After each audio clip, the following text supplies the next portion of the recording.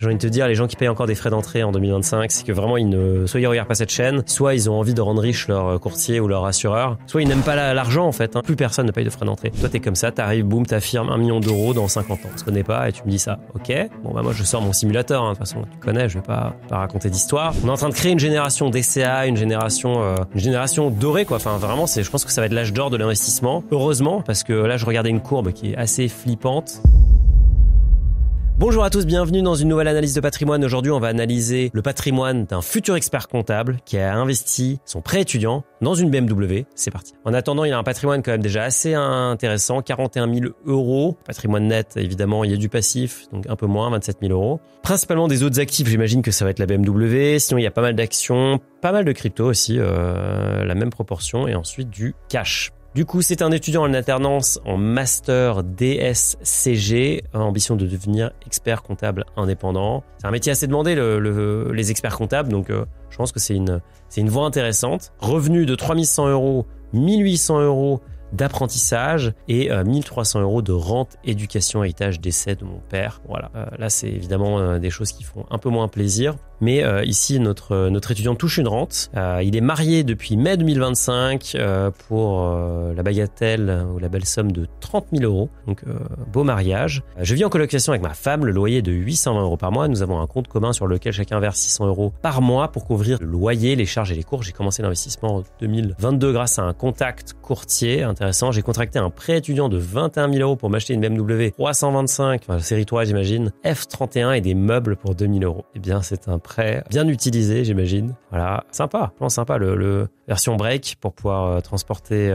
madame et peut-être les futurs enfants, je sais pas. En complément de mon activité de comptable, je passe l'AMF. Alors, je pense qu'il parle de la certification AMF pour lancer mon activité de CGPI. Ça veut dire quoi, CGPI? Ça veut dire conseiller en gestion de patrimoine indépendant. Ça veut dire que, il l'explique après, je facturais mes clients en essayant de mettre au rabais les frais. J'ai développé une passion pour la gestion de patrimoine. Il y a une grosse demande autour de moi. Je pense que c'est l'évolution logique du métier des experts comptables que de devenir conseiller en gestion de patrimoine. En fait, c'est évident. L'expert comptable, imaginez-vous, il est aux premières loges pour parler au chef d'entreprise. Si ce dernier gagne de l'argent, le premier réflexe, ça va être de demander à son expert comptable qui souvent va renvoyer vers un CGP et donc quelque part laisser partir le client. Donc ça me semble complètement logique que tu fasses ça. Après, les CGPI, c'est évidemment un métier à part. Il y en a relativement peu en France. Pourquoi? Parce que c'est très difficile de faire payer des honoraires aux clients. Le CGPI fait payer le client. Le CGP normal, ce qu'on appelle non indépendant, lui, il va prendre des rétrocessions, donc il va être rémunéré par les producteurs. Ça veut pas dire qu'il est mauvais, mais bon, c'est vrai que ça biaise le conseil souvent, trop souvent. Mais voilà, les gens qui facturent des honoraires sont largement en minorité parce que c'est très difficile de faire payer en France, donc bon courage si tu y arrives. Mon objectif est d'atteindre 1 million d'euros avant mes 50 ans et de pouvoir générer une rente de 3 000 euros par mois. Qu'est-ce qui nous donne ton cash flow? Eh bien, tu nous parlais de salaire et rente, rien de spécial. D'ailleurs, c'est intéressant parce que du coup, ta compagne n'a pas de revenus ou peut-être que vous séparez vos budgets. En tout cas, on voit les deux, salaire et rente. Ensuite, investissement mensuel. On va regarder, tu as une grosse assurance vie, tu as un Trade Republic. Alors, est-ce que c'est un PEA, un CTO? Je ne sais pas. Tu as de la crypto, mais peut-être optimisation possible. Déjà, il n'y a pas de PEA. Loyer, charges, courses, etc.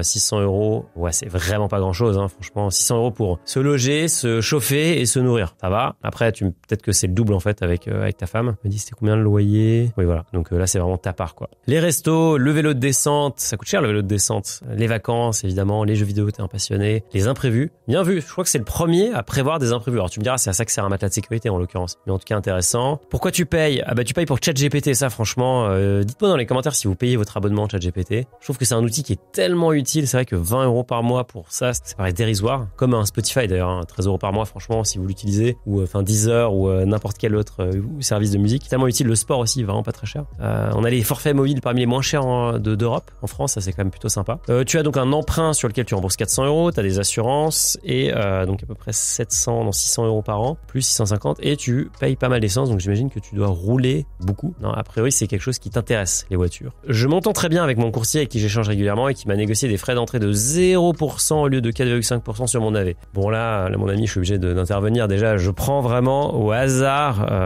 allez, n'importe quelle assurance vie. On va aller sur assurance vie en ligne. On va taper, on va prendre ce qui sort sur Google. Voilà, meilleur taux placement. Je salue Marc Fiorentino, mon ami. Voilà, premier contrat, il y a pas de frais d'entrée, il y a pas de frais d'arbitrage. Tu vois, ça c'est le premier contrat. Je suis littéralement allé sur le premier site que j'ai trouvé. Lynxea, qu'est-ce qu'ils nous disent? 0% de frais d'entrée. Franchement, c'est même si tu t'entends très bien, j'ai envie de te dire, les gens qui payent encore des frais d'entrée en 2025, c'est que vraiment soit ils regardent pas cette chaîne, soit ils ont envie de rendre riche leur courtier ou leur assureur, soit ils n'aiment pas l'argent en fait. Je sais pas. Enfin, là, c'est vraiment c'est le b.a.-ba de pas payer de frais d'entrée évidemment sur Finari, on a une assurance vie Finari Life, il y a pas non plus de frais d'entrée. Enfin, plus personne ne paye de frais d'entrée. Donc je viens de te dire, c'est normal. Ce qui m'intéresse, c'est plutôt les frais de ton assurance vie. On va regarder ensemble sur ton Finari. C'était au Trade Republic où j'ai fait n'importe quoi. C'était une catastrophique, donc j'ai arrêté, j'ai tout mis en DCA. Bravo. J'investissais 50 € par mois sur Take-Two. Conviction sur GTA 6. J'ai vendu trop tôt par impatience à 140 avant la sortie du trailer. On va être patient. Bah oui, mais enfin, ça c'est normal. Je vous rappelle qu'un cycle d'investissement, ça dure. Franchement, à l'époque, quand j'ai fait mes études, quand j'ai commencé à travailler, on me disait c'était 5 ans. Maintenant, je trouve qu'on est plutôt sur 7-8 ans. C'est vraiment très long. Donc,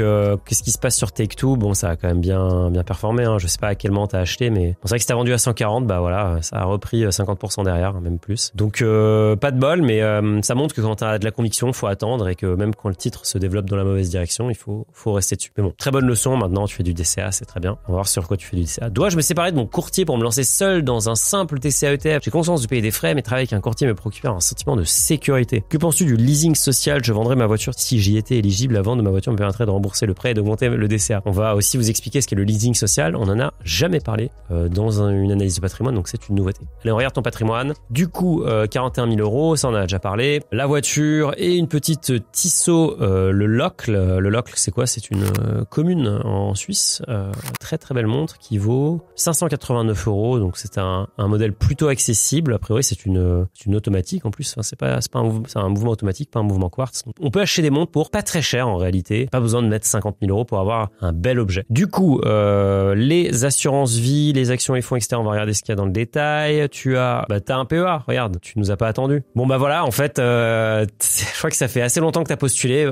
Tu as a priori pris ton courage à deux mains. T'as dit ciao courtier et t'es passé sur un PEA chez Bourse Direct qui a des tarifs extrêmement bas. Donc tu as pris un PEA, un Nasdaq, un ETF Nasdaq 100 sur lequel tu es pour l'instant en plus-value de 350 €. Mais c'est plutôt sympa. Là, dans ton assurance vie qui j'imagine est celle de ton courtier, les frais. Allez, on découvre ça ensemble. Bon bah voilà, tu vois, actuellement, en gros, en 30 ans, si tu gardes sur ce portefeuille, tu pourrais avoir 3300 € de plus, en baissant tes frais. Pas très compliqué, hein. C'est vraiment, tu vois, tu payes 1% de frais de gestion d'unité de compte, c'est beaucoup. 1% de frais des fonds euros, c'est beaucoup. Les frais sur versement, bon, toi, tu nous as dit que t'avais négocié 0, mais bon, voilà. Sur ce contrat, à la base, effectivement, c'est 4,5%. En fait, on a une base de données de tous les contrats, mais vous pouvez négocier les courtiers ont de la marge, en fait. Ils peuvent vous donner, ils peuvent dire c'est jusqu'à 4,5%, mais ils peuvent décider d'appliquer 0. Vous pouvez d'ailleurs modifier tout ça sur votre espace Finari si vous voulez. Et donc après, les fonds, il y a pas de secret, hein. C'est que des fonds actifs. On va regarder la perf. Par exemple, celui-là, il a le même indice que ce Vanguard qui coûte 0,24% par an. Alors, est-ce qu'il est disponible dans ton assurance vie? Ça, je ne sais pas, faudra vérifier. Souvent, les mauvais contrats n'ont pas d'ETF, évidemment. On fait ça correctement chez les courtiers. Et d'ailleurs, on voit que tu nous t'as tout vendu,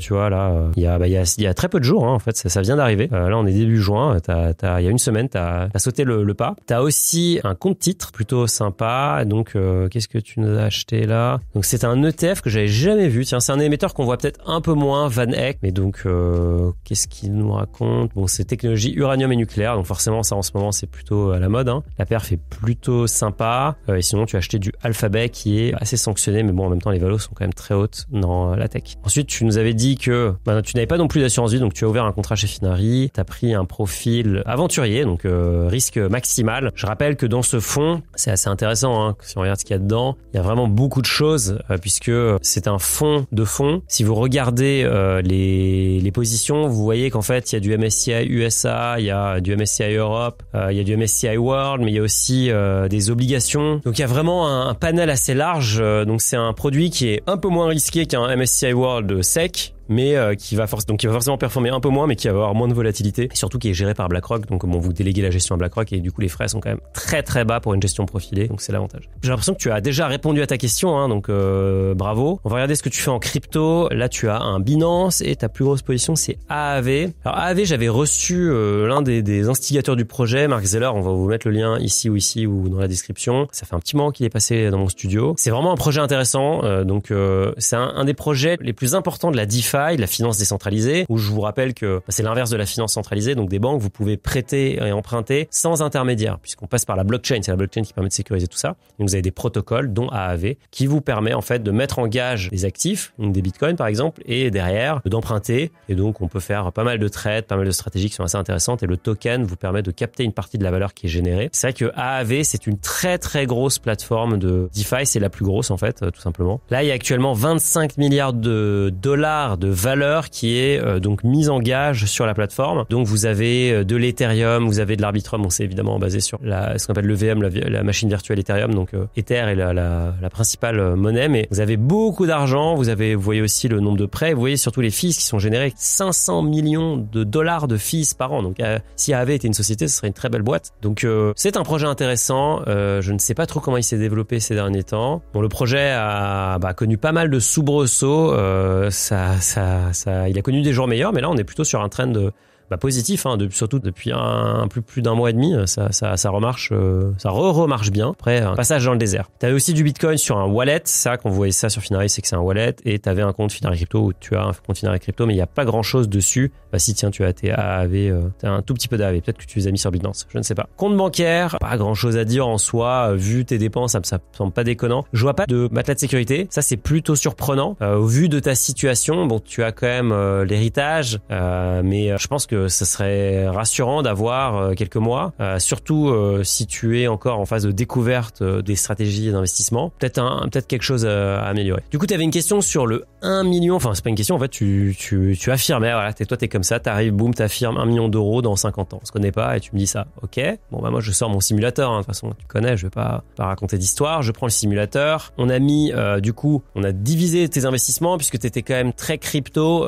Donc, on voulait faire un 50-50. Bon, les salaires d'experts comptables, de ce qu'on a vu, c'est aux alentours des 50 000 quand tu débutes, 40-50 000. Mais après, voilà, si tu deviens associé, si tu montes ta structure, si tu commences à être un peu un expert comptable reconnu, eh bien, tu peux monter à 75, 100, 150. Et donc, on se dit, c'est pas déconnant de te faire investir 2 000 euros par mois sur cette période-là. En moyenne, un lycée, ça va être moins maintenant, beaucoup plus tard. Du coup, t'as encore 25 ans devant toi. On a mis le rendement de la bourse à 8% et rendement autre, on l'a mis à 5%. C'est hyper défensif. En réalité, si tu fais de la crypto, ça sera probablement plus, mais c'est juste que voilà, si tu fais le mauvais projet, tu pourrais te prendre un énorme coup de bâton dans les dents. J'ai envie de te dire, dans 25 ans, t'y es pile poil, Je sais pas si c'était prévu, mais c'est plutôt propre. Et puis c'est comme d'hab, Si demain tu nous dis, mais bon, en fait, je vais vivre comme un moine et je vais investir à balle. Bah oui, forcément, ça ira plus vite, mais y a pas de secret. Et puis de toute façon, là où tu vas créer de la valeur, ça va être avec ton actif professionnel, parce que n'oublie pas que si tu montes ton cabinet ou tu deviens associé dans la structure, tu pourras revendre tes parts plus tard. Et donc, quelque part, gagner non pas un salaire, mais gagner 10, 20, 30 ans de salaire d'un coup, puisque en plus, ça sera du capital. Et tu sais comme moi, le capital est beaucoup moins taxé en France que le sont les revenus. Donc, a priori, l'objectif, je m'inquiète pas trop, ça m'a l'air très très bien parti, surtout vu les réflexes que tu as à ton âge avec le DCA, etc. Donc vraiment, on est en train de créer une génération DCA, une génération dorée, quoi. Enfin, vraiment, je pense que ça va être l'âge d'or de l'investissement. Heureusement, parce que là, je regardais une courbe qui est assez flippante. Donc ça, c'est la courbe, c'est le ratio entre les nombres de gens qui travaillent et les retraités. Et donc on voit que cette courbe, alors c'est dommage parce que c'est que sur un horizon de temps assez léger, mais en fait, vous la regardez sur un horizon de temps très très long, elle s'effondre. Bon là déjà on le voit, ça passe de 3 à, on tend vers, il y a des projections là-dedans, mais on tend vers quasiment 1 en fait. Donc là, inutile de vous dire que c'est plus soutenable au bout d'un moment. Donc c'est un vrai risque.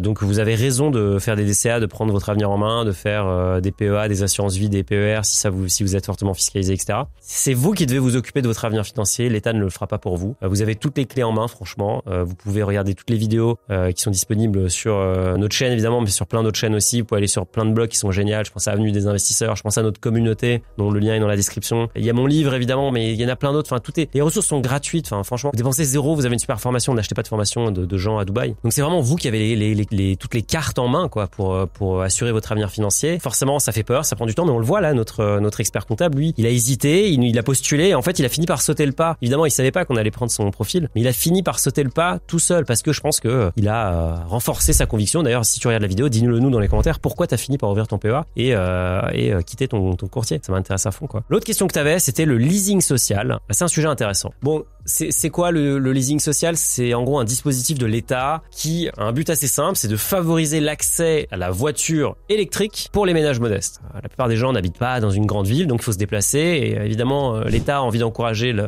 moyens de transport avec des émissions de gaz à effet de serre faibles, encore qu'il faut bien prendre en compte sur la voiture électrique tout ce que ça génère comme pollution pour par exemple créer les batteries, les transports, etc. Mais bon, je pense que effectivement sur le long terme c'est quand même difficile de débattre sur le fait que oui, la voiture électrique sera moins polluante que la voiture thermique a priori. Donc l'État veut encourager ça. Donc vous avez le choix entre une location longue durée, LDD, ou une location avec option d'achat, LOA. Tout ça pour des mensualités relativement basses et surtout vous ne mettez pas d'apport. Et donc ça c'est vraiment quelque chose qui est top si vous avez des revenus qui sont modestes. Ça c'est vraiment, c'est concret, c'est réel. J'ai une connaissance qui a acheté cette voiture-là, donc c'est la Peugeot E208 GT, pas le modèle de base, c'est un modèle quand même plutôt sympa, électrique évidemment. Et donc lui, son opération, elle est relativement simple. Pour donner vraiment des chiffres très clairs, donc cette personne, qu'elle me disait, elle va rouler à peu près 17 000 km par an, elle a tous les bonus et elle est assurée tout risque. Du coup, ça va lui coûter au global un loyer pour la voiture de 130 €, plus 70